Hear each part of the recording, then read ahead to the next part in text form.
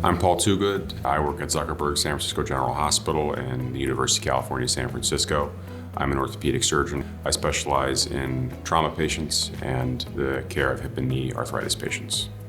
The biggest thing that I enjoy about what I do for a living is that I get to help people. Usually during some of the worst moments of their lives when they need someone to step in and get them through a tough time. And that's what I enjoy the most about my job.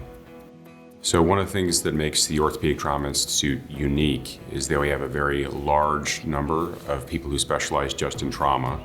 And this allows us to focus not just on the clinical care of patients, but also advancing research and also on educating other practitioners and how to do what it is that we do. Outside of work, the thing that is the most special to me by far are my children. I've got a 2-year-old and a 4-year-old, so they're taking up most of my time, and I'm trying to get them to be Giants fans.